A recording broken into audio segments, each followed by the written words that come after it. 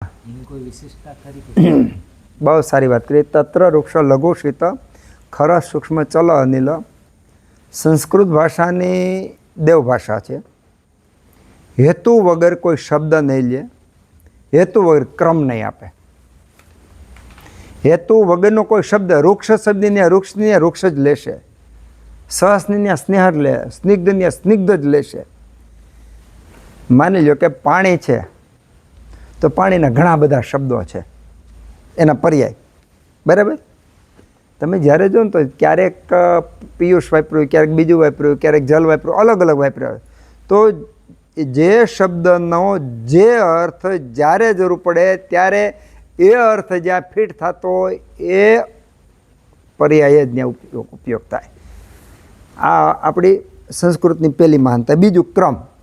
આપણે કેમ ભાઈ મોટા વ્યક્તિ આવે તેને ઉપર બેહીને પછી બેહાડી, એમ જેમ આપણે વિવેક છે ને એમ વિવેકની પરાકાષ્ઠા ક્યાંય જોવી હોય કોઈ ભાષામાં તો આપણે દેવ ભાષામાં સંસ્કૃતમાં જોઈ લેવાની। હેતુ વગરનો ક્રમ ન હોય।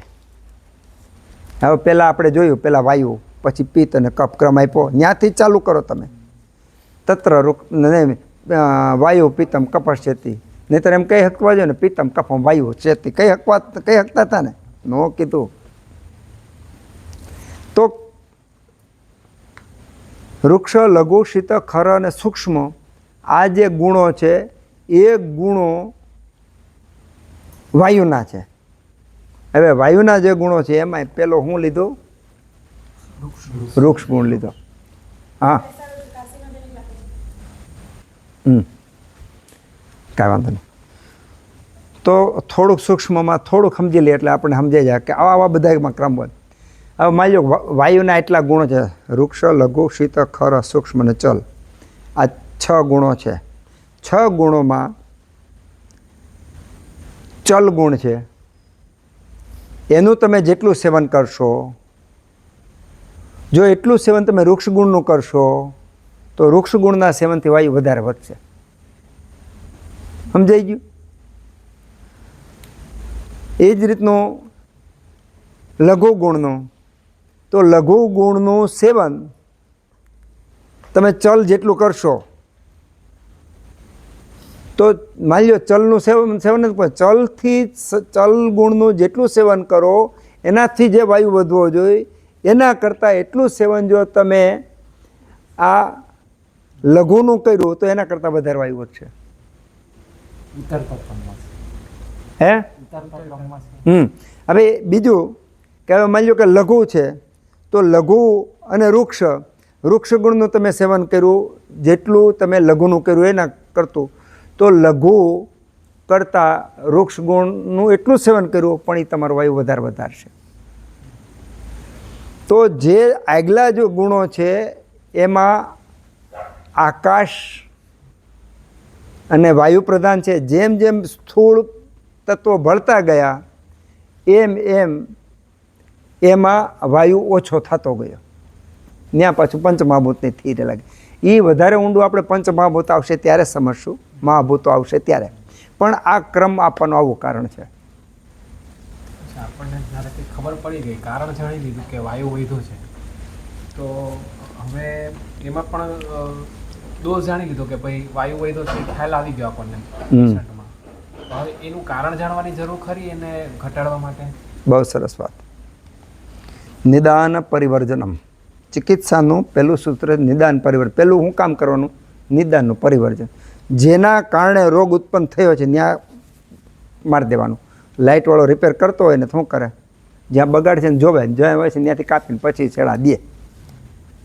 तो आपणो गुरु तो पेला इलेक्ट्रिक वाळो छे एम निदान परिवर्जनम। जेना कारणे थयुं छे, हवे जेना कारणे थयुं केम खबर पड़े? वायु वध्यो छे तो जोई लो वायुना गुण कया गुणनुं वधारे सेवन कर्युं छे, एक गुणनुं त्याथी निदान परिवर्जन पहलुं काम करवानुं। पहलुं काम निदान परिवर्जन आवे। निदान परिवर्जन पछी दोषोनुं बेलेन्स आवे, त्यार पछी अग्नि वायु अनुलोमन संशोधन ए बधा पछी आवे। एटले कोईपणनी चिकित्सा करवा माटे दोष पूरतो नथी, अने एकला दोषनी चिकित्सा करो तो परिणाम मळे પણ સંતોષકારક પરિણામ ન મળે, ફરીવાર પાછો રોગ થાય। એટલે એના ગુણ ઉપર, જે વૈદ ગુણ ઉપર કામ કરે છે એનો રોગ નિર્મૂળ કરી શકે. એ મુજબ તો રોગના નામ કદાચ ના આપ્યા હોય તો પણ આપણે ખાલી જરૂર જ નથી. ખાલી રોગના નામ તો ખૂબ બધાય છે.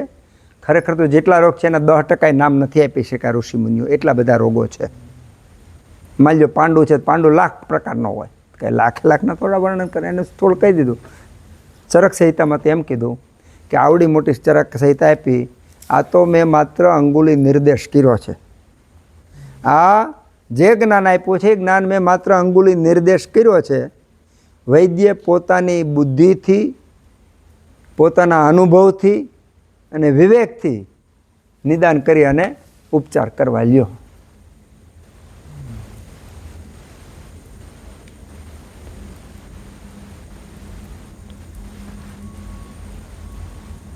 હવે જ્યારે આપણે ગયા વખતે રજા રાખી હતી ગયા બુધવારે, કે જ્યારે જ્યાં આપણે ગ્રહણની આસપાસનો સમય હતો, લગભગ ધૂળેટી એવું બધું હતું, તો સામાન્ય રીતે જ્યાં ગ્રહો, નક્ષત્રો, જ્યોતિષ ને આવું બધું ક્યાં કરશે ત્યાં એ સમયે આપણે સામાન્ય રીતે અભ્યાસની રજા રાખતા હોઈએ છીએ. એટલે આવું એ ક્યારેક હોય છે.